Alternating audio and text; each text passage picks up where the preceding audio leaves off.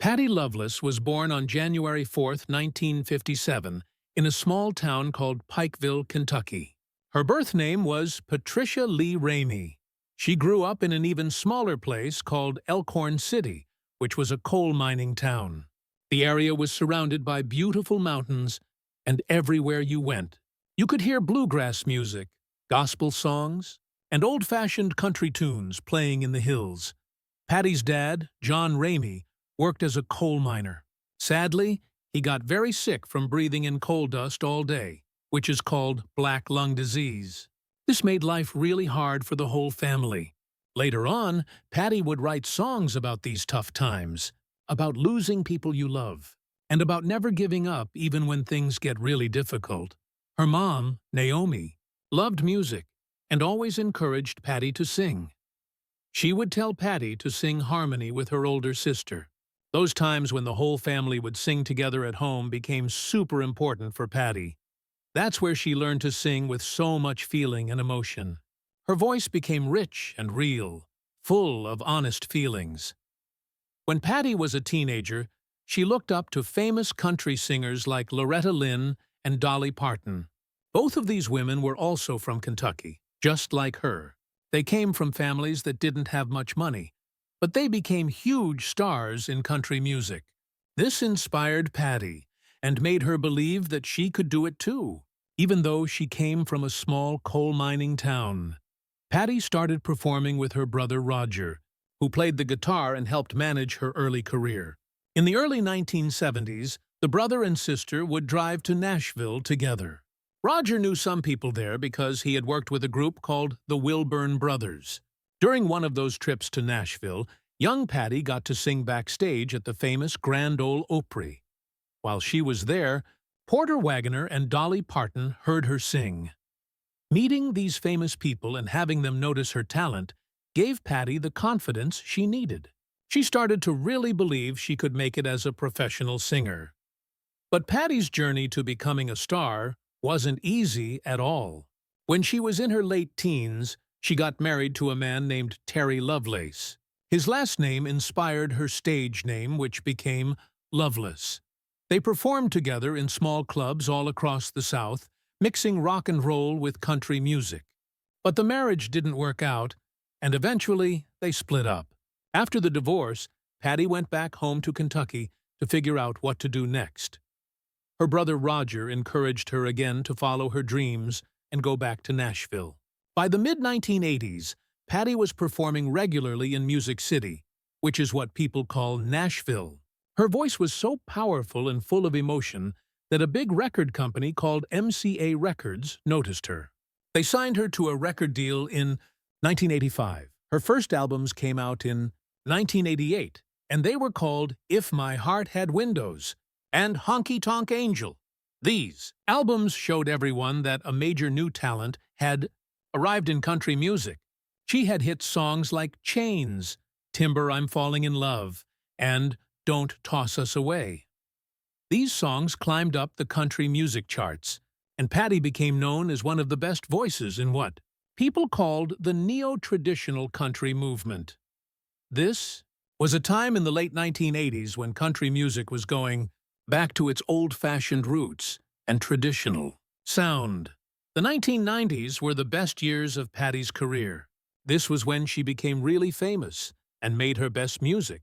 Her albums during this time included Only What I Feel in 1993, When Fallen Angels Fly in 1994, and The Trouble with the Truth in 1996. These albums showed how amazing she was at singing songs with real, honest emotion and toughness. Songs like How Can I Help You Say Goodbye, Blame It on Your Heart, and You Don't Even Know Who I Am became her most famous hits. These songs were about heartbreak, about being strong when life is hard, and about caring for others. People loved these songs because they felt so real and meaningful. Music critics said that Patty had an amazing ability to completely become the song she was singing. She brought the words to life through her voice, which could be achingly sad and incredibly powerful at the same time. Patty worked with a music producer named Emory Gordy Jr., who later became her husband. Together, They created some of the most beautiful and emotionally deep country music of the entire decade. The sound they made together was both classic and modern at the same time, so both old-time country fans and new fans loved it. But Patti's talent went beyond just having hit songs on the radio. She became known as one of the most authentic storytellers in country music. Unlike some other singers who tried to make pop music to be more popular, Patti stayed true to her roots. She often made music that reminded people of where she came from in the Appalachian Mountains of Kentucky. In 2001, she made an album called Mountain Soul that was really special. It mixed bluegrass instruments with country storytelling, and music critics loved it. The album showed her deep connection to growing up in Kentucky. It had songs about faith, family, and how beautiful rural life can be. Later, in 2009, she made another album called Mountain Soul 2, which showed even more of her mastery of traditional mountain music. These albums proved that she was like a bridge connecting country music and bluegrass music. People celebrated her for keeping the soul of these musical styles alive, while also creating something new and fresh. During her whole career, Patti Loveless won many awards from groups like the Country Music Association, CMA, and the Academy of Country Music, ACM. In 1988, she was inducted into the Grand Ole Opry, which was one of her proudest moments ever. This was a lifelong dream she'd had since she was a little girl, and it finally came true. Even though she became famous, Patti always stayed humble and down to earth. She stayed close to her Kentucky roots, and people in the music industry always said she was kind and real. In a business where a lot of people have big egos, Patti was known for being genuine. Other artists often talked about how generous she was and how quietly strong she seemed. Vince Gill, who was one of her longtime friends and musical partners, once said that Patti sings with the heart of the mountains in her voice. Many people who have been lucky enough to hear her sing live agree with this beautiful description. In her later years, Patti slowly started stepping away from the spotlight.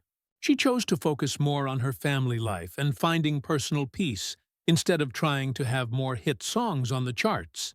But she still made special appearances from time to time, reminding her fans that she's still an incredibly talented singer. In 2023, she performed at the CMA Awards alongside Chris Stapleton and Dwight Yoakam.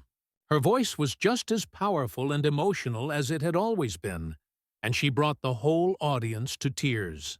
That performance reminded everyone why she's considered one of the greatest country music singers in history.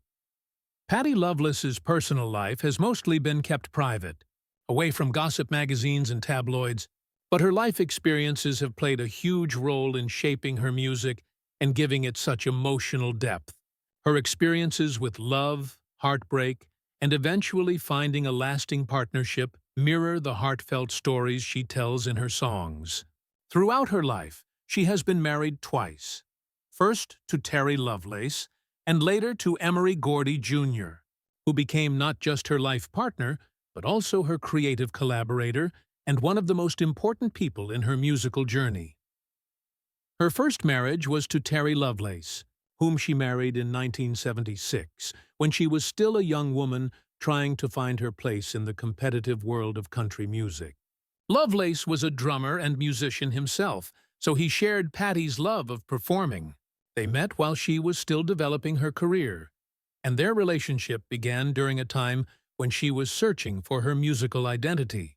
In many ways, their marriage was about youthful ambition and the struggles of two artists trying to make a name for themselves in Nashville.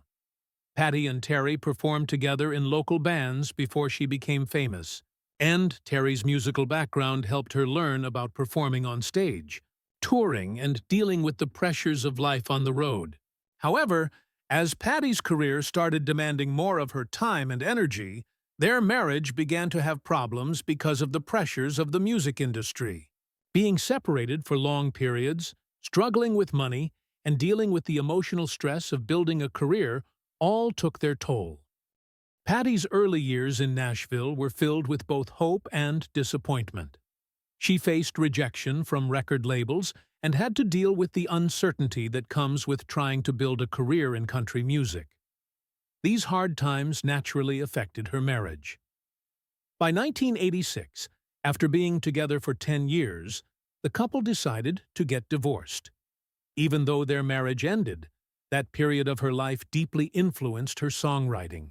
She later poured the pain of lost love and personal struggles into some of her most moving performances. After her divorce, Patti went through a few difficult years of rebuilding both her personal life and her professional career. But it was during this time of soul-searching and starting over that she met Emory Gordy Jr. He was a gifted musician, songwriter, and record producer who was already well known in country music. Gordy had played bass guitar for artists like Elvis Presley and Emmylou Harris, and he had worked a lot as both a session musician and a producer. When he and Patti started working together professionally, it quickly became clear that they had not just musical chemistry, but also a deep emotional connection. Their creative partnership grew and grew. Gordy understood Patti's voice, her storytelling instincts, and her emotional range like very few other people could. In 1989, Patti Loveless married Emory Gordy Jr., starting what would become one of the most stable and long-lasting marriages in country music. Their relationship marked the beginning of a new chapter of personal peace and artistic success for Patti. After decades of friendship, musical collaboration, and shared respect, country legend Patti Loveless has finally opened up about her long and meaningful relationship with Vince Gill, both as artists and as people. Though both have always kept their friendship professional and based on admiration for each other's talent, Patti recently shared a rare, heartfelt reflection on what Vince has meant to her career and her life. "Vince has always been more than just a duet partner," Patti said softly. "He's been a friend who stood by me when the spotlight dimmed, when I doubted myself, and when I needed to remember why I fell in love with music in the first place." Patti's voice, which is known for being emotionally pure, carried that same honesty as she talked about the years she and Vince shared stages across the country. The two first worked together in the early 1990s, when both were at the peak of their country music fame. Their duets, like "My Kind of Woman, My Kind of Man," became instant classics. People praised their seamless harmonies and the unspoken chemistry that made their performances feel almost spiritual and magical.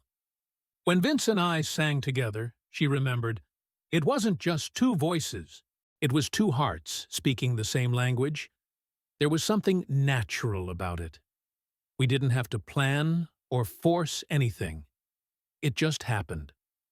Patti says that Vince was one of the very few artists who truly understood her, as both a performer and as a person. "Vince knew how to bring out the best in me," she said. "He pushed me to trust my instincts and sing from a deeper place. That's a rare gift. Not every musician gets to find someone who inspires that level of honesty in their art." She described how during recording sessions, Vince would often stand quietly in the sound booth with his eyes closed, listening with complete attention. Afterward, he would offer words of advice that struck right to the core of what the song needed. He'd say, "Patti, don't overthink it. Just tell the story." "And that's exactly what I do," she recalled with a smile. Over the years, their professional partnership grew into a deep and lasting friendship, one built on trust and mutual admiration rather than competition. Patti admitted that the country music world can be really tough, especially for women. But having an ally like Vince Gill made a world of difference. "In this business, you meet a lot of people who smile for the cameras but disappear when things get hard," she said. "Vince was never that kind of person. He's steady, grounded, and kind. When my husband, Emory, and I went through tough times, health problems, loss, or just the struggles of getting older in this industry, Vince was always there. He'd call, check in, and offer a word of encouragement. He's one of those rare souls who gives without expecting anything back. When asked about how their friendship has lasted over the years, especially as both artists have taken quieter paths in recent times, Patti reflected with deep gratitude. We've both seen a lot of change in country music, in our lives, in ourselves. But no matter how much the world moves on, I can always count on Vince. He's still the same gentle spirit who believes in the power of a good song and a good heart. Her tone grew tender as she added, "I don't think I'd still be singing if it weren't for people like him, reminding me that music is about connection, not charts, not fame, just love." Patti also talked about their emotional performance together at George Jones's funeral in 2013, where she and Vince moved the audience to tears with the song "Go Rest High on That Mountain." The song was already one of Vince's most beloved works, but it took on new meaning that day. "That performance wasn't planned to be what it became," she explained. "Vince started to break down emotionally while singing, and I just followed my heart. I reached for the harmony, and somehow the music carried both of us through. I'll never forget that moment. It reminded me of the sacred power of music to heal, even when words fail." Looking back now, Patti admits she treasures her friendship with Vince as one of the most important relationships of her life. "He's family," she said simply. "Not by blood, but by bond. We've walked through so much together. The highs, the heartbreaks, the quiet years. There's a kind of peace that comes from knowing someone like Vince is in your corner." As she reflects on her legacy and all she's accomplished, Patti is quick to give credit to those who shaped her path. And Vince remains at the top of that list. The world knows Vince as a great musician, and he is. But I know him as something even greater. A man who never forgot where he came from, who treats people with respect, and who uses his gifts to lift others up. I'll always be thankful for that. After years of keeping quiet about their friendship, Patti Loveless's words paint a picture not just of an artistic partnership, but of genuine human connection, one that has lasted through all the ups and downs of fame and time. And in finally speaking up about it, Patti reminds her fans of something deeply true, that the heart of country music isn't just in the songs themselves, but in the people who live them with grace, humility, and love.